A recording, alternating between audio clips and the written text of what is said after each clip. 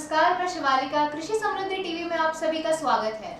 हम सब जानते हैं कि किसी भी देश का विकास करने के लिए उस देश के युवा का विकास करना बहुत इम्पोर्टेंट है, बहुत महत्वपूर्ण है।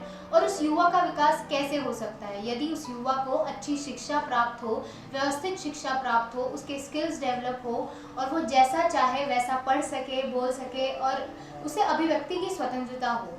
शिक्षा एक बहुत महत्वपूर्ण भाग होता है किसी भी व्यक्ति के जीवन का। किसी के सार्वभौमिक विकास के लिए शिक्षा एक बहुत महत्वपूर्ण रोल निभाता है, एक महत्वपूर्ण भूमिका निभाता है। तो शिक्षा कब अच्छी होगी? जब हमारे शिक्षक अच्छे होंगे, जब सिस्टम अच्छा होगा।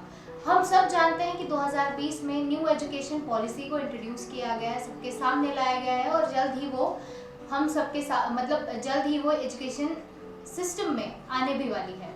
तो ये न्यू एजुकेशन पॉलिसी चीज़ क्या है? इससे बच्चों को क्या फ़ायदे होंगे, क्या नुकसान होंगे? इससे सिर्फ बच्चों को नहीं, टीचर्स के लाइफ में भी काफ़ी सारे चेंजेस आएंगे।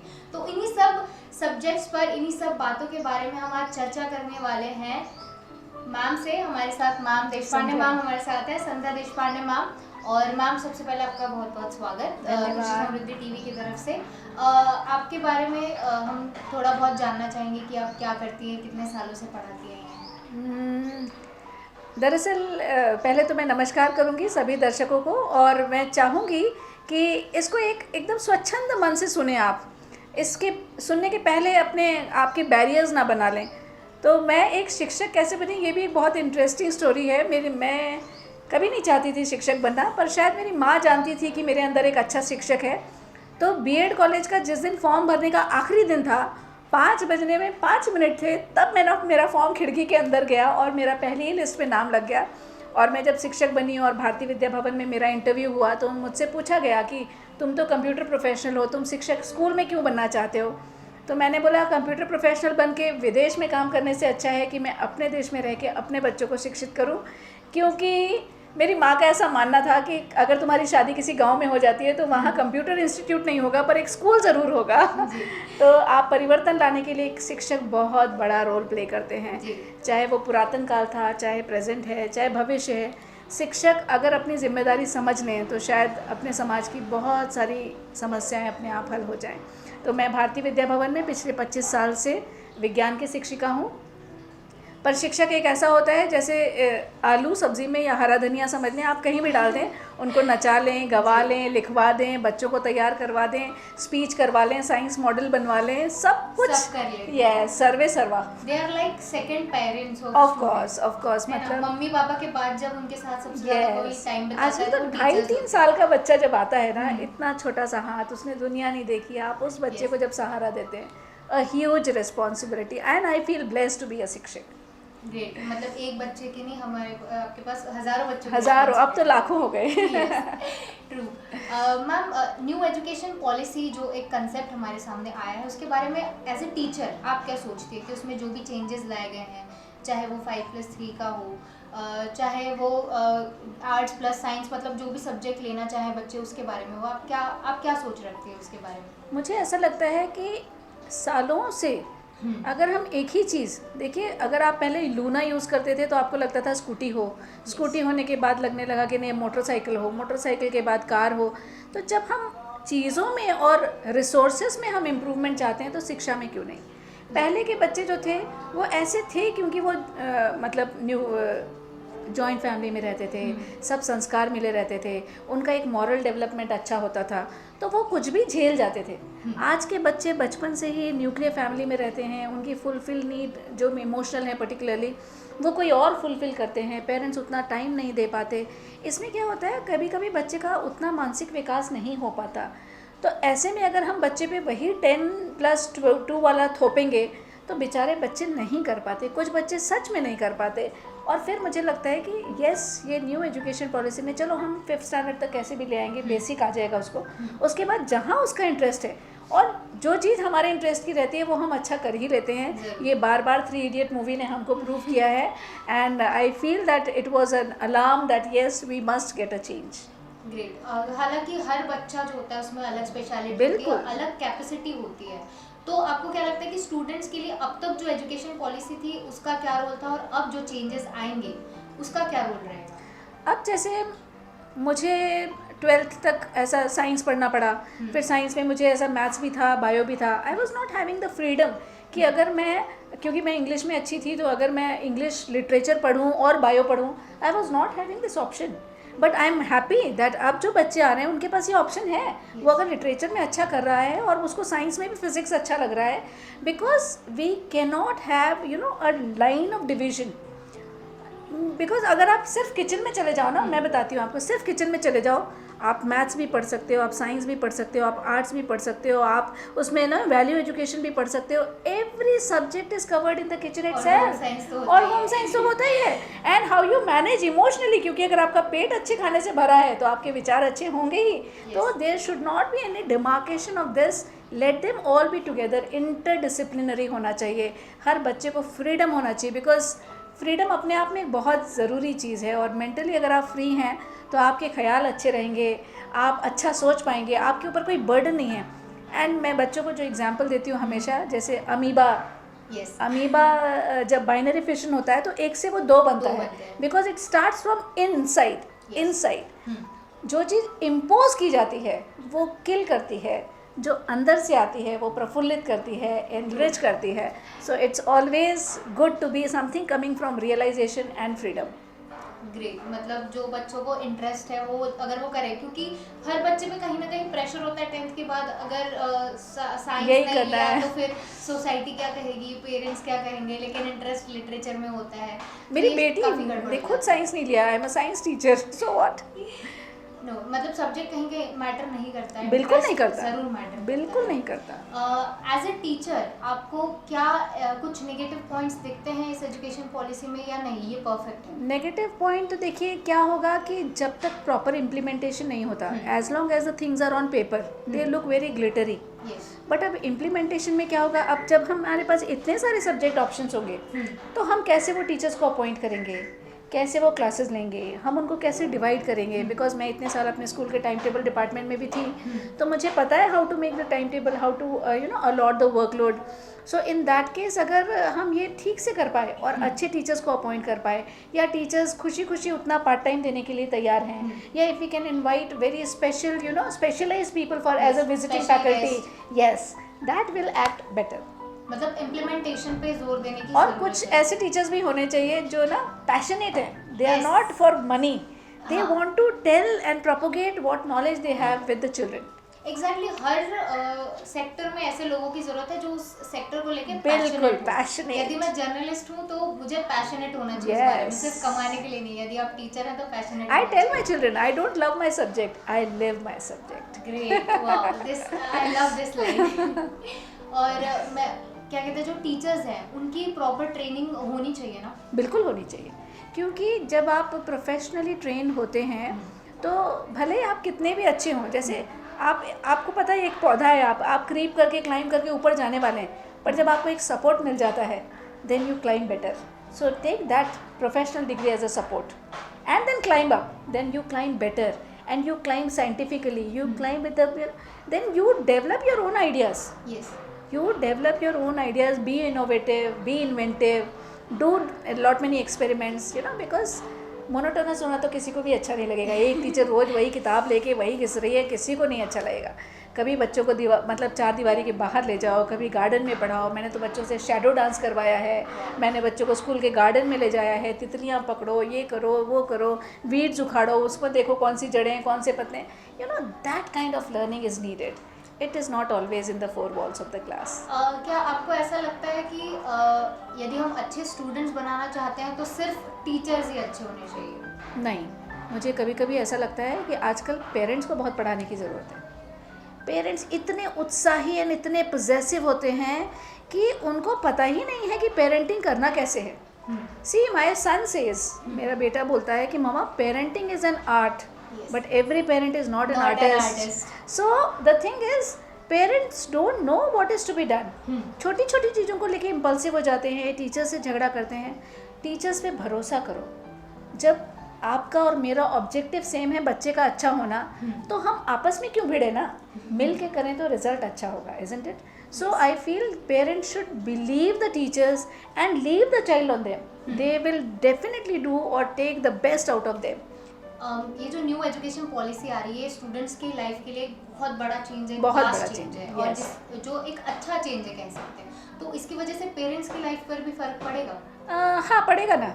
अगर कोई पेरेंट चाहता नहीं था कि इतना पैसा दे के वो साइंस पढ़वाए और ठीक है चलो इसके साथ वो भी पढ़ ले रहा है तो कॉस्ट इफेक्टिव हो गया, इंटरेस्ट से फुलफिल हो गया, और बच्चे के पास दो ऑप्शंस है, I can have plan A plan B whatever works good for me. So ये जो बच्चे में सुसाइडल टेंडेंसी या पीयर प्रेशर या नेगेटिविटी भर जाती है, I think that can be avoided to a great extent.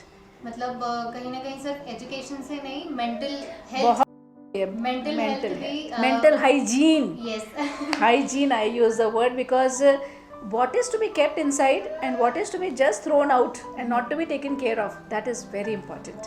क्योंकि अंदर जो होता है अक्सर वही चीजें बाहर निकल के आती सवाल ही नहीं, क्योंकि आप अगर देखें जो भी जैसा भी बिहेव कर रहा है, जो आप एक पहली नज़र में देखते हैं, वो सिर्फ बाहर ही नहीं है, वो अंदर से ही आ रहा है। और ये अंदर से आना मतलब सब कुछ यहाँ से आता है, तो one has to be mentally very strong. और ये हम तभी सिखा पाएंगे जब हम स्वच्छंदता के साथ उसको डिसिप्लिन करेंगे, मॉरल्स देंगे।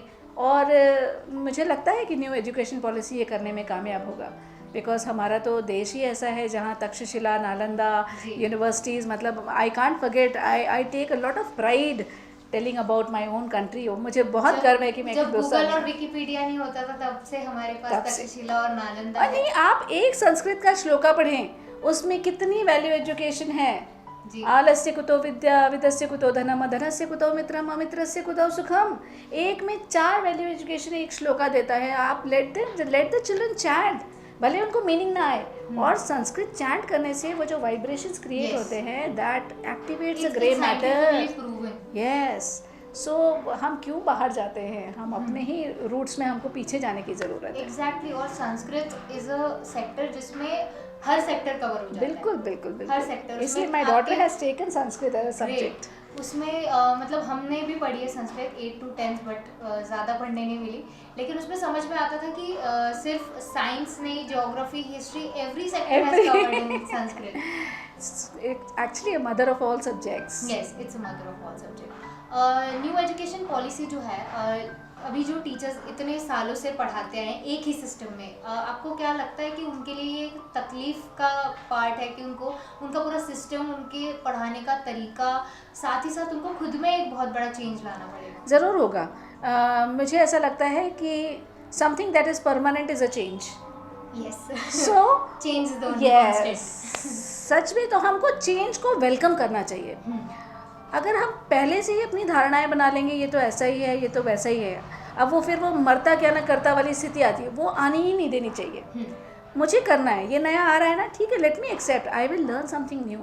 मैं कुछ नया सीखूंगी तो मैं कुछ नया दूंगी, तो जो समय के हिसाब से जो परिवर्तित होता है उसकी ज़िंदगी भी ज़्यादा लंबी होती है, यू नो। तो मुझे ऐसा लगता है कि टीचर्स को अगर ऐसा सोचते हैं कि ये ऐसा होगा वैसा होगा, तो अपनी धारणाएं ना बना के ये सोचना शुरू करें कि हम इसको और अच्छे से कैसे कर सकते हैं, क्योंकि अल्टीमेटली पेपर्स और स्टूडेंट्स के बीच में जो एक ब्रिज है वो टीचर्स ही हैं। So whatever policies are through the teachers, let them play a key role, let the children get the most benefit of it.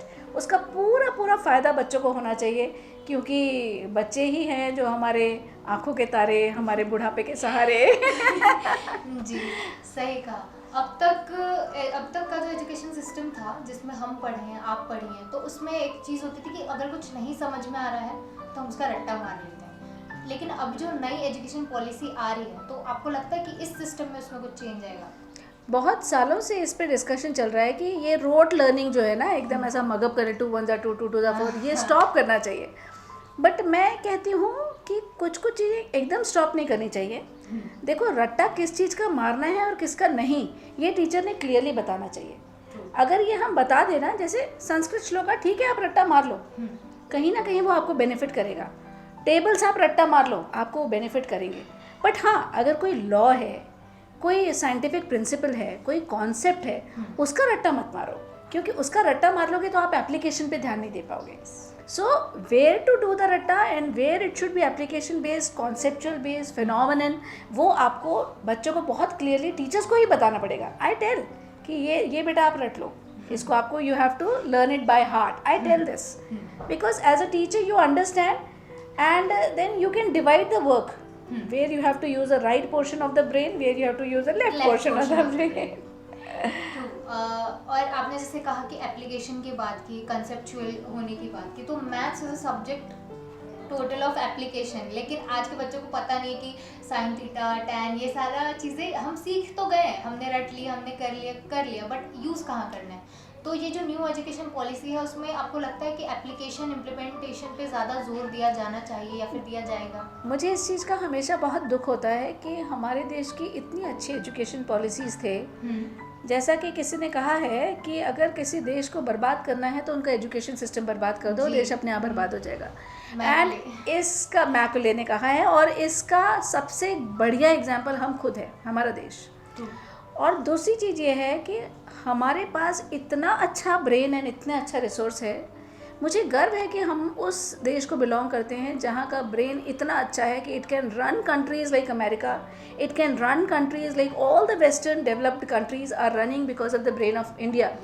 But they don't want us to become the superpower, so they have engaged us in so many other things that we have hundreds of channels to see, we have hundreds of YouTube channels to see, and we have engaged our children, और उनका पूरा brain machinery हमने उसमें फंसा दी है।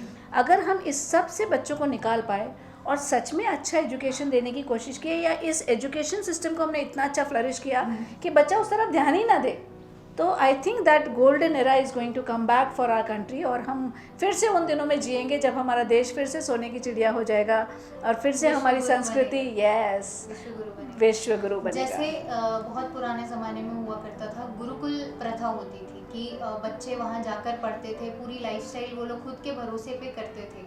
लेकिन आज ऐसा हो गया, वो लोग डिपेंडेंट हैं, ट्यूशन्स पे हो गए या फिर यूट्यूब चैनल्स पे बहुत डिपेंडेंट हो गए। तो कहीं ना कहीं इसमें एजुकेशन सिस्टम की गलती है, एजुकेशन सिस्टम की गलती है। यस, एक तो सबसे गलती तो पेरेंटल है। मुझे ऐसा लगता है कि आप इतने कंपटीशन में बच्चे को बचपन से डालते ही क्यों हैं। मुझे बहुत तकलीफ़ होती है जब मैं बड़े बड़े कोचिंग क्लासेस के होर्डिंग देखती हूँ ना, मुझे बहुत तकलीफ होती है कि ये बच्चे को इतना मिल गया, वो बच्चे को उतना मिल गया, वाई टू। यस, और एंग्जाइटी की बात भी नहीं है। 5th स्टैंडर्ड से IIT का कोर्स डाल दो, 7th स्टैंडर्ड से, अरे उसको जीने दो, लेट द चाइल्ड सर्वाइव। उसको अभी पता ही नहीं है कि IIT का फुल फॉर्म क्या है। और माँ बाप भी ऐसे बेतहाशा से, inexperience parenting, our parents were not even knowing what my child is doing in the class, क्योंकि उन्होंने अंदर से हमारा हार्डवेयर इतना अच्छा बनाया था कि दे वर नोइंग कि any operating system you load in they will work fantabulously. So ये करने की ज़रूरत है पेरेंट्स को, एंड देन एजुकेशन सिस्टम। तो यहाँ पे पेरेंट्स का बहुत बहुत इंपॉर्टेंट रोल है। They must treat the child as a child, उसकी इंडिविजुअलिटी को रिस्पेक्ट करो, उसको क्या करना है उससे पूछो, उसको पहले संस्कार दो, पढ़ाई तो कर ही लेगा, कोई बहुत बड़ी बात नहीं है। किताबों से पहले उसको अनुभव से कैसे सीखना है, अनुभव से कैसे, क्या सही है क्या गलत है, ये करना है तो क्यों करना है। डिस्क्रिमिनेटरी विजडम होना बहुत इंपॉर्टेंट है, क्योंकि आजकल ग्रेजुएशन हो जाता है लेकिन पता नहीं है कि करना है। एक एप्लीकेशन नहीं लिख सकते बच्चे। What is the point in doing this kind of education, having so many degrees. My son when he went to the college and came back first day, पहले दिन जब वो लौटा है, मुझे बोला मम्मा आपने PhD की है? मैंने कहा नहीं। तो आपसे कितने खराब लोग PhD करके। मैंने कहा गॉड प्लीज बेटा डोंट कंपेयर लाइक दिस।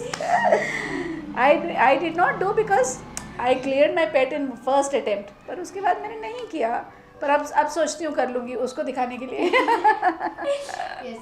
मतलब न्यू एजुकेशन पॉलिसी जो आ रही है उसमें टीचर्स की ट्रेनिंग होगी और स्टूडेंट्स तो नए फूलों की तरह इवेंचुअली हाँ लर्न कर लेंगे, वो लर्न कर लेंगे, क्योंकि स्टूडेंट्स की मेंटालिटी वो होती है कि हमें अभी सीखना ही हमारी लर्निंग स्टेज है, लेकिन सबकी मेंटालिटी नहीं होती। तो कहीं ना कहीं पेरेंट्स की भी ट्रेनिंग होनी चाहिए, बहुत होनी चाहिए। पहले ज़्यादा ट्रेनिंग पेरेंट्स की ही होनी चाहिए। आई ऑलवेज इंसिस्ट कि if the parents are given the proper counselling and training ना, then they will do that homework on the children, and फिर क्लास में टीचर उनको संभाल लेगी।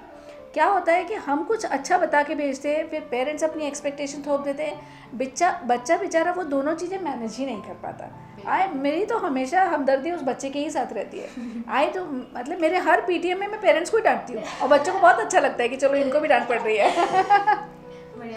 You are kind of unique teacher. Of course. हर बच्चा expect करता है कि मेरी टीचर ऐसी हो कि वो मुझे सपोर्ट करे, ना मुझे समझे तो। एग्जैक्टली मतलब क्योंकि वो हमारे सेकंड पेरेंट्स होते हैं, घर से निकलने के बाद हम सबसे ज़्यादा टाइम उनके बिल्कुल। साथ स्पेंड करते हैं। तो यहाँ तो हो गई पेरेंट्स की ट्रेनिंग की बात, और साथ ही साथ टीचर्स। आपको लगता है कि फिलहाल ये एजुकेशन मतलब सिस्टम इम्प्लीमेंट करने के लिए हम इतने स्टेबल हैं? अगर हम स्टेबिलिटी का इंतज़ार करेंगे तो हम कभी नहीं कर पाएंगे। इक्विपमेंट्स रिक्वायरमेंट्स के हिसाब से कहा जाए बेटा जब हमने देखो ये जो e class e learning introduce Yes. किया था, even that time we were not stable, Yes. But then हमने इंट्रोड्यूस किया तो हो ही गया ना। आज गांव-गांव में आई एम सो प्राउड, वो जो रंजीत सिंह टीचर, उन्होंने कितना अच्छा काम किया, मतलब इतनी छोटी सी जगह पे, और कितना बड़ा दिल है हम हिंदुस्तानियों का कि उन्होंने अपने प्राइस की मनी भी आधी बांट दी। Exactly. सारे टीचर्स में बांट के उन्होंने yes, कहा कि ये सिर्फ एक ये भी इंडियन सारे ही सोच deserve सकता है, हैं। दिस काइंड ऑफ सनातन धर्म वाला, या जो वसुधैव कुटुंबकम, या एक अच्छा शिक्षक जो है ना, वही ऐसा कर सकता है। And I am really proud कि अगर वो ऐसा इतने रिमोट गाँव में कर सकते हैं तो हम क्यों इंतज़ार करें उस चीज़ का। And as long as we keep on waiting कि जब ऐसा होगा तो हम वैसा करेंगे, ना नॉमन तेल होगा ना राधा नाचेंगी ना।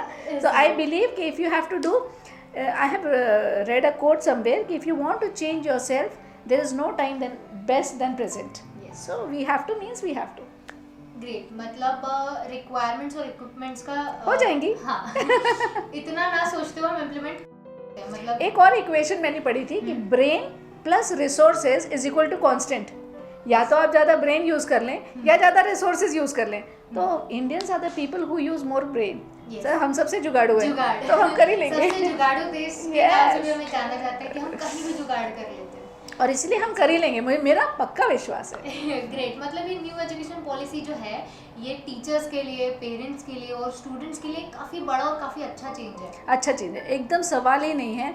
और अगर हम मानसिकता बना लें कि जो आ रहा है वो अच्छा ही है, तो it makes you know what we say well begin is half done. Yes. So when you think that the beginning is good, then it has to be good ना, accept it like a goodness।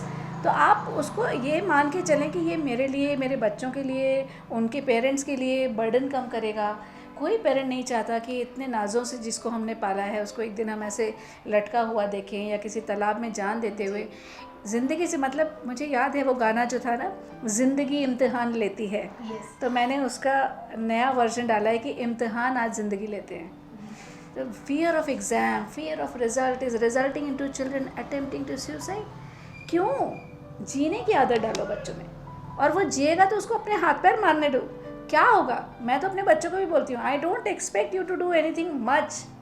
अपना चैन से खा P रहे हो, अपना पेट भर पा रहे हो, खुश रह रहे हो, किसी दूसरे को तकलीफ नहीं दे रहे हो, that it self is a big thing. क्या फ़ायदा इतने पेरेंट्स ने अपने बच्चों को, मुझे बताओ, IITN करा के, ये करा के, वो करा के, फॉरेन की मल्टीनेशनल कंपनीज़ में वो काम कर रहे हैं, उनकी खुद की कोई लाइफ नहीं है, अपने माँ बाप को भी वो देख नहीं सकते, अपनी कंट्री को वो पैसा नहीं भेज सकते, और जब पैंडेमिक होता है सब सामान लेके वापस आ जाते हैं। Still only my country and their own country native place is giving them a welcome.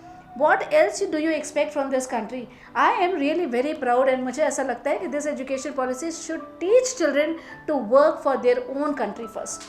Learn to be a true Indian first. Bangladesh इतना गरीब है फिर भी उनका बच्चा अमर शोना और बांग्ला बोलता है, और हमारे इंडियंस यहाँ से पढ़ लिख के जाते हैं और बाहर सर्व करते हैं। Very bad. मैम कहीं ना कहीं जो अब तक एजुकेशन सिस्टम था उसकी वजह से स्टूडेंट्स के मेंटल हेल्थ पर बहुत प्रेशर पड़ रहा था या फिर बहुत फ़र्क पड़ रहा था, क्या आपको ऐसा लगता है? इसके पीछे बहुत सारे कारण हो सकते हैं, एक ही नहीं हो सकता। एक तो आजकल ना बच्चे जल्दी इंडिपेंडेंट फील करते हैं मेंटली। Yes. और जब वो जल्दी इंडिपेंडेंट फील करते हैं तो उनको समझ में ही नहीं आता कि क्या मेरे लिए सही है, क्या मेरे लिए गलत है। वो डिस्क्रिमिनेटरी विजडम नहीं हाँ, होता है। फिर they get carried away with the friends. फिर मेरा फ्रेंड ये कर रहा है तो मुझे ये करना है, फिर वो पीयर प्रेशर आ जाता है, फिर वो इमोशनल ब्लैकमेल करते हैं। फिर इमोशनल ब्लैकमेल अगर पेरेंट ठीक से हैंडल नहीं कर पाए प्रॉपर सिचुएशन में, then it versus the condition. फिर वो ना एक इतनी डैमेज हो जाती है कि वो इट गोज़ बियॉन्ड रिपेयर। तो मुझे ऐसा लगता है कि एज अ पेरेंट हर माँ बाप ने अपने बच्चे को फ्रीडम दो, पर वो एक तीखी नज़र रखो उस पर कि मुझे लग रहा है कि वो ठीक पाथ पे जा रहा है या डेविएट हो रहा है, और ये नेचर दे देता है हर माँ बाप को ये नज़र अपने आप। मतलब सुपरविजन करते रहना चाहिए, ज़रूरी है, एकदम वो हेलीकॉप्टर वाला। यस। अभी आपको लगता है, क्या आपको ऐसा लगता है कि अभी जो टेक्नोलॉजी इजीली प्रोवाइड हो रही है, मतलब सारे बच्चों को, छोटे छोटे 5-5 4-4 साल के बच्चों के हाथ में मोबाइल है, तो पेरेंट्स का एक काम है कि उन पे सुपरविजन करते रहना कि वो एग्जैक्टली कर क्या रहे हैं। मेरा बस चले ना, तो एक कानून होना चाहिए कि जैसे 18 साल के बाद ही वोट दे सकते हैं और लाइसेंस मिलता है ना, Exactly. 18 साल के बाद ही उनको स्मार्टफोन मिलना चाहिए।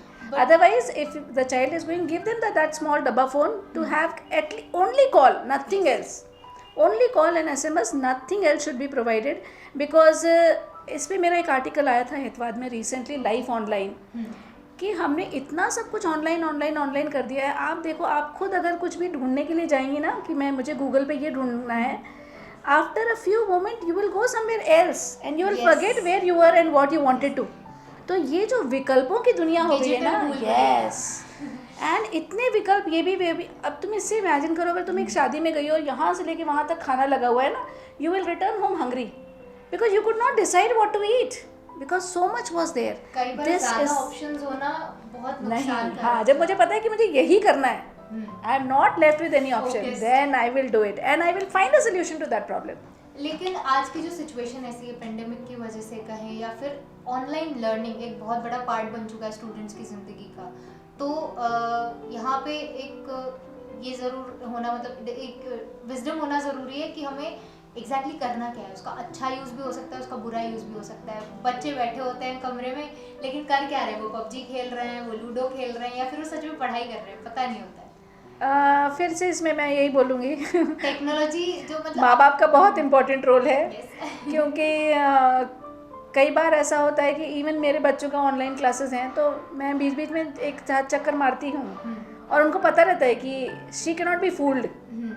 ये गारंटी हर बच्चे के मन में होनी चाहिए कि मैं अपने माँ बाप को बेवकूफ़ नहीं बना सकता। मतलब तुम उनसे फ्रीडम लो, लेकिन बेवकूफ़ मत बनाओ। No parent can be fooled, and if this you have built in your child ना, कि तुमने अगर ज़रा सा भी ये किया तो उनको पता चल जाएगा, तुम बताओ चाहे ना बताओ, तो फिर वो बच्चा करने के लिए हिचकिचाता है। रिस्पेक्टफुल फियर होना ही चाहिए। अरे तुलसीदास जी ने रामायण में लिखा है, भय बिन होए न प्रीत। तो जब अगर प्यार है तो वहाँ थोड़ा भय होना ही चाहिए, चाहे वो अच्छाई का हो, रिस्पेक्ट का हो, लिहाज का हो। आज आप कितना भी खुलम खुला कर लें, फिर भी एक जब हमारे बड़े आ जाते हैं तो हम हिचक जाते हैं। वो एक लिहाज जो है ना, वो बच्चे को रहना ही चाहिए कि मुझे ऑनलाइन क्लास अटेंड करना है, अगर मैं ये कर रहा हूँ तो एक गिल्ट फीलिंग आनी चाहिए, no I am doing something wrong, and that is a call which comes from within. You have to teach this. ये बच्चे में खुद से नहीं आएगा, आपको सिखाना पड़ता है। वो ये हर माँ बाप का फ़र्ज़ है कि सिखाएं। आज जो टीचर्स हैं उनको भी काफ़ी टाइम लगा ये ऑनलाइन लर्निंग और ऑनलाइन टीचिंग। आप एक टीचर है तो आप बहुत अच्छे से समझ सकती है, लेकिन जो स्टूडेंट्स हैं इसका बहुत गलत फ़ायदा उठाते हैं। वो लोग टीचर्स को मतलब कभी अब्यूज़ करते हैं, कभी परेशान करते हैं, अलग अलग तरीके ढूंढते हैं परेशान करने के, डिजिटल तरीके। तो उसके बारे में आप क्या कहना चाहिए? मैं तो ये कहूँगी कि respect is not demanded, it is to be commanded. Yes. अगर आपके साथ बच्चा ऐसा कर रहा है तो उसमें कुछ गलती आपकी होगी ही। मुझे इतने सालों में आज तक एक भी बच्चे ने कभी डिसरिस्पेक्ट नहीं किया। मैंने उनको कभी चॉकलेट्स नहीं दी, मैंने कभी उनको फूल नहीं दिए, पर मैंने उनका आंसू पोंछा होगा, मैंने उनकी पीठ पे हाथ फेरा होगा, मैंने उनको बहुत प्यार किया होगा। एट टाइम्स मेरा प्यार ना एग्जॉस्ट हो जाता है, ऐसा लगता है कि मैं ख़त्म हो गया, लेकिन फिर भी वो झरने की तरह वापस आ जाता है। तो if that love, if you that true and genuine love and care, if you are able to give to the child, no child will ever abuse and disrespect any teacher. So one has to reach that level to get it. You cannot ask for it, you have to give more first. Only become a giver and you automatically, yes. Simply. अब अंत में आते मैं आपसे एक आखिरी सवाल पूछना चाहूँगी कि टीचर्स के लिए, स्टूडेंट्स के लिए आप क्या मैसेज देना चाहेंगे? सबसे पहला मैसेज तो ये है कि इसको एकदम वेलकम एटीट्यूड से एक्सेप्ट करें। Accept the change with a great positive welcome attitude. और जब हम उसको पॉजिटिवली एक्सेप्ट करते हैं तो हमारी पॉजिटिविटी बहुत सारे नए नए हमारे अंदर से इन्वेंशंस एंड इनोवेशंस डिज़ायर करती है।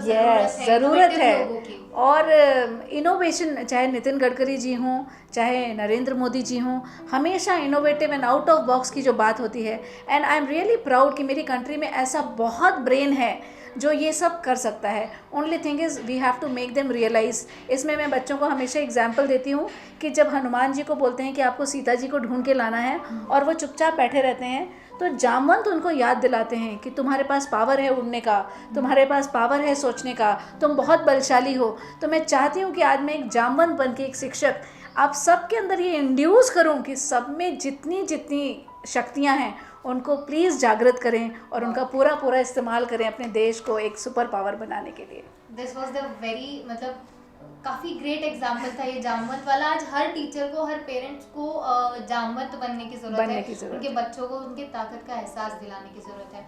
मैम, जैसा कि हम जानते हैं कि आपकी एक किताब आने वाली है, तो उसके बारे में हमें बताइए. एक्चुअली ये किताब ऐसा हुआ कि पेंडेमिक के दौरान डॉक्टर लोकेंद्र सिंह सिम्स के डायरेक्टर हैं. तो क्योंकि सर बहुत अच्छा लिखते हैं और उनकी भी कई किताबें रिलीज़ हो चुकी हैं, तो एक बार सर हमारे स्कूल आए थे तो मैं उनकी फ़ैन बन गई. उन्होंने एक दो कविताएं बोली थी, क्योंकि हम एक दूसरे के एक्सपीरियंस से लर्न करते हैं. तो सर की किताब है रेमिनियंसेस ऑफ अ न्यूरो सर्जन. तो उन्होंने एज अ न्यूरो सर्जन उन्होंने जो जो अपने पेशेंट्स को खास केसेस थे उनकी एक किताब लिखी. तो मैंने सिंपली सर को मैसेज डाला कि सर ऐसे तो एज अ टीचर मेरे पास भी बहुत एक्सपीरियंसेस हैं. तो सर ने बोला तो तुम क्यों नहीं लिखते, यू स्टार्ट राइटिंग. तो इस पेंडेमिक के दौरान मैंने पूरी किताब 51 चैप्टर्स की लिखी है and it has gone for publishing house. और उसमें बहुत सारे मेरे एक्सपीरियंसेस बच्चों से हैं, पेरेंट्स से हैं, स्कूल की डिफरेंट सिचुएशन से हैं. पर मैंने उसमें कहीं किसी बच्चे का नाम नहीं लिखा, किसी टीचर का नाम नहीं लिखा, सिचुएशन सिर्फ एक्सप्लेन की हैं.